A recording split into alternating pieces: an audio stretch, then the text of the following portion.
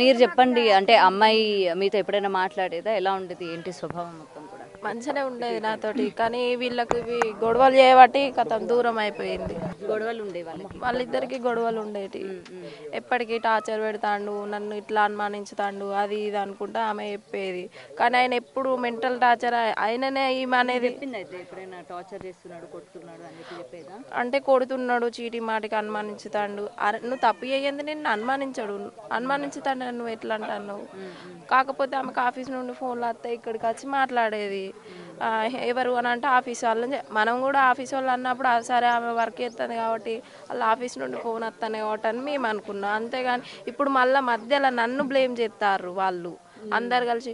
ఇక వాళ్ళు అంటారు కదా, ఈమెకేం సంబంధం, ఈమె ఎందుకు మాట్లాడుతుంది. అరే నా మరిది, నా భర్త తర్వాత మా మరిదే కదా మాట్లాడ, ఈమెకేం అవసరం ఆస్తి గురించి అని మధ్యలో నన్ను లాగుతారు వీళ్ళంతా కలిసి. అంటే ఇప్పుడు క్లియర్ అవుతుంది, ఆస్తి కోసము తన్ని పక్కకి తప్పిద్దాం అన్నట్టు మాట్లాడుతుంది.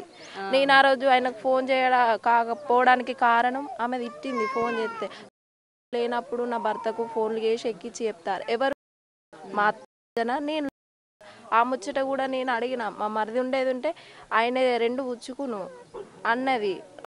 ఫోన్లు చేసి ఎక్కిస్తారు నా మొగనికి, ఫోన్లు నేను లేనప్పుడు చేస్తారు అని అన్నది. అని అన్నోళ్ళు ఆ కోపంతో నేను ఆ రోజు ఫోన్ చేయకుంటున్నా, లేకుంటే ఖచ్చితంగా నేను ఫోన్ చేసి మాట్లాడేదాన్ని.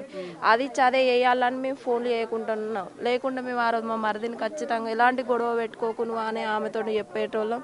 మా మరిదిని మేము ఇంటికి పండగకి కూడా అత్తనంటే కూడా నేను రాను, మా ఇంటికే పోతా. సరే కొత్తగా పెళ్ళయ్యారు కదా పోనీ అనే మేము ఊకున్నాం. కానీ ఆయనని ఇంత మానసికంగా లొల్లి పెట్టి ఇట్లా ఆయన ఇట్లా చేసుకుంటాడని మేము అస్సలు అనుకోలేదు. మీరు మామూలుగా ఎప్పుడైనా జాగ్రత్తలు చెప్పేవాళ్ళ? ఇవి జరుగుతూ ఉంటాయి కాపురంలోనే, అవన్నీ కూడా పట్టించుకోకు, ఏం చేయకు, ఏం లొల్లి పెట్టుకోకు, మంచిగా ఉండు, ఎలాంటి లొల్లి పెట్టుకోకు అని అంటే సరే వదినా అది ఇది అని చెప్పేది.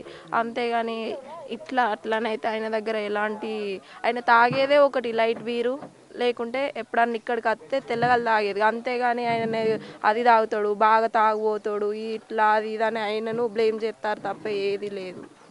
రాజు మీతో ఎలా ఉండేవాళ్ళు? వదిన మాతోని మంచిగానే మాట్లాడేది, వాళ్ళ అన్నతోటి ఉన్నా లేకున్నా కానీ వదిన అది ఇది అని మంచిగా చూసుకునేది. కూడా పిల్లల గురించే చెప్పడం జరిగింది, సెల్ఫీ వీడియోలో కూడా పిల్లల్ని బాగా ఇష్టం ఉండే. బాబాయ్ గురించి అటే ఏమంటే బాగా ఇష్టం, ఏమంటే బాగా ఇష్టం ఉండే ఆయనకి.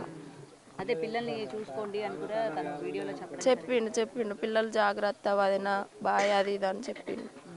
మాకు న్యాయం జరగాలి మా రాజు, అంతే.